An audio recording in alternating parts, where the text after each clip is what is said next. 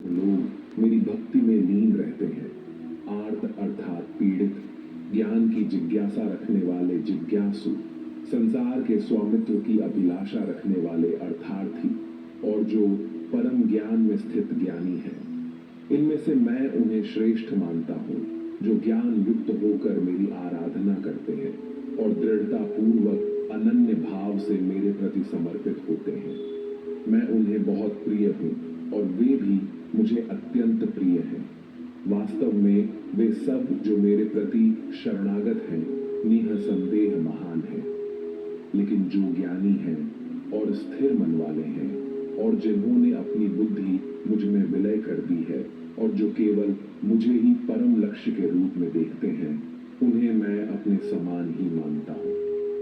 अनेक जन्मों की आध्यात्मिक साधना के पश्चात जिसे ज्ञान प्राप्त हो जाता है, वह मुझे सबका उद्गम जानकर मेरी शरण ग्रहण करता है।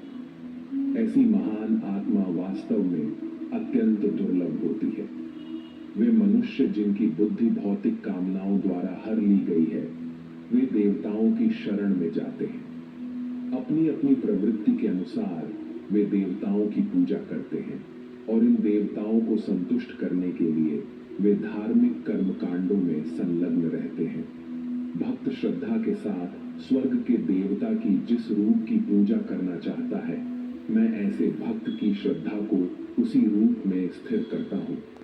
श्रद्धा युक्त होकर ऐसे भक्त किसी देवता विशेष की पूजा करते हैं और अपनी वांछित वस्तुएं प्राप्त करते हैं, किंतु वास्तव में ये सारे लाभ मेरे द्वारा ही प्रदान किए जाते हैं।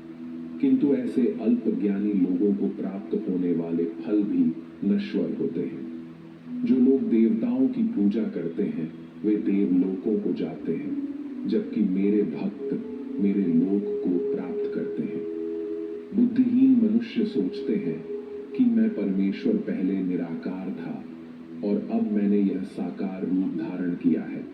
वे मेरे इस अविनाशी और सर्वोत्तम दिव्य स्वरूप की प्रकृति को नहीं जान पाते।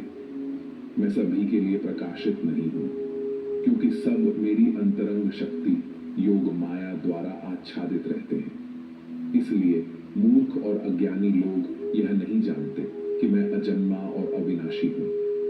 हे अर्जुन, मैं भूत, वर्तमान और भविष्य को जानता हूँ। मैं सभी प्राणियों को जानता हूँ, लेकिन मुझे कोई नहीं जानता। हे भरतवंशी, इच्छा तथा द्वेष के द्वंद्व मोह से उत्पन्न होते हैं। हे शत्रु विजेता, भौतिक जगत में समस्त जीव जन्म से ही इनसे मोहग्रस्त होते हैं, लेकिन पुण्य कर्मों में संलग्न रहने से जिन व्यक्तियों के पाप नष्ट हो जाते हैं, वे मोह के द्वंद्वों से मुक्त हो जाते हैं। ऐसे लोग दृढ़ संकल्प के साथ मेरी पूजा करते हैं। जो मेरी शरण ग्रहण कर बुढ़ापे और मृत्यु से छुटकारा पाने की चेष्टा करते हैं, वे ब्रह्म, अपनी आत्मा और समस्त कर्म के क्षेत्र को जान जाते हैं। वे जो मुझे अधिभूत अर्थात प्रकृति के तत्वों के नियामक और अधिदेव अर्थात देवतागण के नियामक तथा अधियज्ञ अर्थात यज्ञों के नियामक के रूप में जानते हैं, ऐसी प्रबुद्ध आत्माएं सदैव, यहाँ तक कि अपनी मृत्यु के समय भी मेरी चेतना में लीन रहती है।